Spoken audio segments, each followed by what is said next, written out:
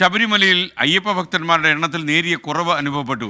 മഴയായതുകൊണ്ട് ഉച്ചവരെ ദർശനത്തിന് എത്തുന്നവരുടെ എണ്ണത്തിൽ കുറവുണ്ടായിരുന്നു. സന്നിധാനത്ത് ഇപ്പോഴും മഴ തുടരുകയാണ്. YS അഭിനന്ദ് ശബരിമല സന്നിധാനത്ത് നിന്നും ചേരുന്നു. അഭിനന്ദ്, ഇപ്പോഴും മഴയുണ്ടോ? മഴ വളരെ തീവ്രമാണോ? അയ്യപ്പ ഭക്തന്മാരുടെ വരവ് പെട്ടെന്ന് കുറഞ്ഞോ? ഞായറാഴ്ചയാണ് ഇന്ന് തിരക്ക് വലിയ രീതിയിൽ തന്നെ പ്രതീക്ഷിച്ചതാണ്. പക്ഷേ മഴ ഒരു വലിയ വെല്ലുവിളി ഉയർത്തിക്കൊണ്ടിരിക്കുകയാണ്. തീർത്ഥാടകരുടെ എണ്ണത്തിൽ നേരിയ കുറവ് ഉണ്ടായിരിക്കുകയാണ്. ഇന്ന് രാവിലെ മുതൽ തന്നെ ശക്തമായ മഴ സന്നിധാനത്തുണ്ടായിരുന്നു. ഉച്ചവരെ ആ മഴ നീണ്ടു. ഉച്ചയ്ക്ക് ശേഷം അതിനൊരു ചെറിയ ശമനമുണ്ടായി. പിന്നീട് 3 മണി മുതൽ തുടർച്ചയായി സന്നിധാനത്ത് മഴ പെയ്തുകൊണ്ടിരിക്കുകയായിരുന്നു. ഇപ്പോൾ ചെറുതായി ഇത് തോന്നി നിൽക്കുന്ന സാഹചര്യമാണ്. നമുക്ക് ദൃശ്യങ്ങളിൽ നിന്ന് കാണുന്ന പോലെ ഈ തീർത്ഥാടകരുടെ ഈ ഒരു ഫ്ലൈ ഓവർ കഴിഞ്ഞ് ഇങ്ങോട്ടേക്ക് എത്തുമ്പോൾ തീർത്ഥാടകരുടെ എണ്ണത്തിൽ വലിയ കുറവ് ഈ ദൃശ്യങ്ങളിൽ തന്നെ വ്യക്തമാണ്. സാധാരണയായി വലിയ ഒരു ഇടിച്ചു കയറക്കമാണ് ഉണ്ടാകുന്നത്.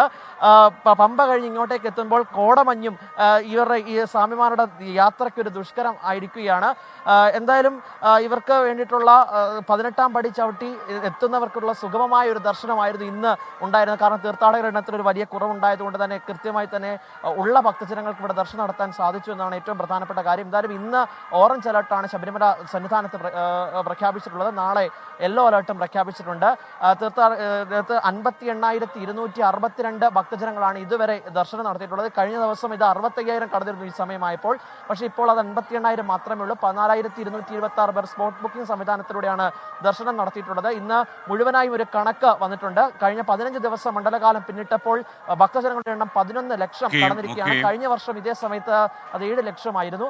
എന്തായാലും തീർത്ഥാടകരുടെ ഒരു തിരക്ക് ഇന്ന് കുറവുണ്ട് എന്നതാണ് ഏറ്റവും പ്രധാനപ്പെട്ട കാര്യം. YS അഭിനന്ദാണ് ശബരിമല സന്നിധാനത്ത് നിന്ന് നമുക്കൊപ്പം ചേർന്നത്.